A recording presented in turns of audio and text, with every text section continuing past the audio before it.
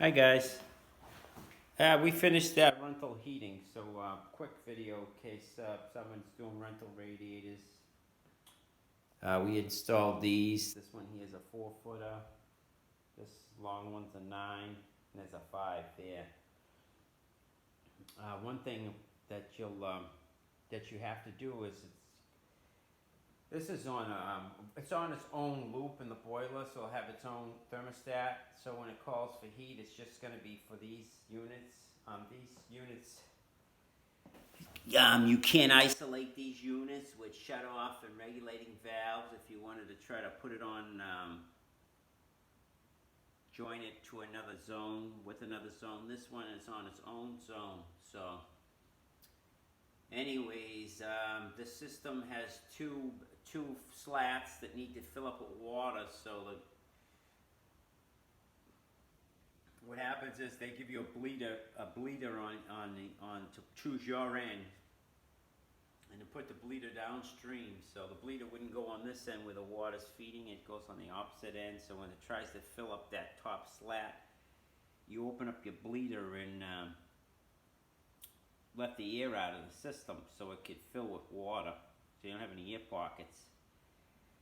If you notice you're getting cold spots on the up there, you're not full of water. But anyway, it's just a quick share on something we had come up with so we could get at our bleeders, because in our situation we had spec'd out the lengths, and they only come by feet. So if you wanted like a half a foot, I don't know, it could be a custom order maybe, but they order by the foot, so 3 foot, 4 foot, 5 foot. So to get a decent amount and to cut back on covers, we just filled in these areas.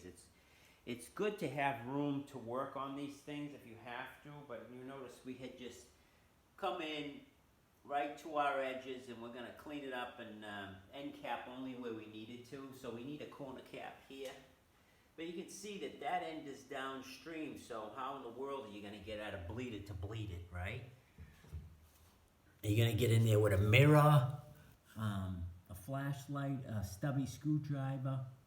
So for a couple of extra bucks, that's why we're sharing this video, we had extended out our bleeders so we can easily access them if we need to. So it's just a couple of 1/8" fittings. So we have a couple of street elbows and some 45s and some little lengths of nipple pipe to get what we want to get, and it's cheap enough. But these are what they look like. They're actually kind of neat little things. They're made out of brass, and so this would thread into where the bleeder normally would go, and then you can just work your little pipe sections out to where you can get your bleeder, so you can get access to. Now, see this?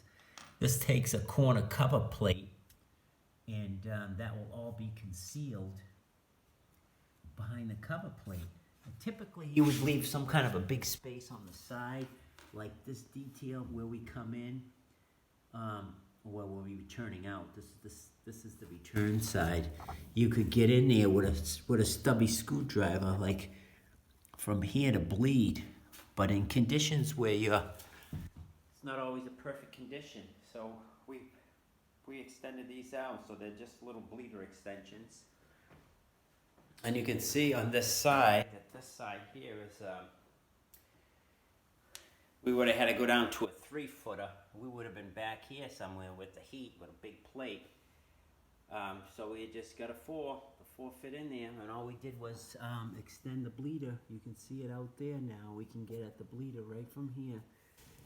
We come with a couple of pieces of 1/8" and extended the bleeder to where we can get at it when we want to bleed the system of air. And you can't see it in there. So anyways, that's just what we come up with if somebody's looking for a couple ideas. Bleeder extensions.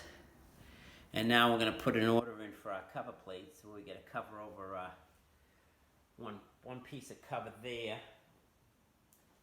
And we get a corner over here we're going to get.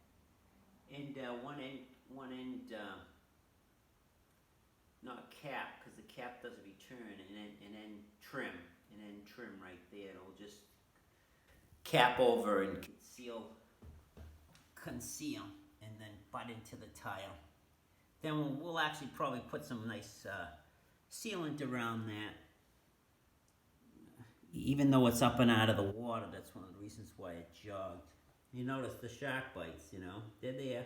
We can get at them, and if down the road, say this system gets sludge in the bottom build up because they're only steel inside, there's rust, sediment, or whatever, we can, to get them to blow out easier, we could just pull that section right apart, pull it out of there and blow it out.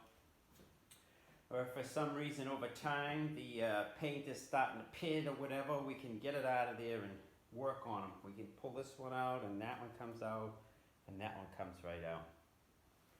Alright guys, that's it. Just sharing a couple little things. Anyways, our next video we'll probably be doing some of our fixtures. We're probably going to get on this toilet and other things. Anyways, take it easy.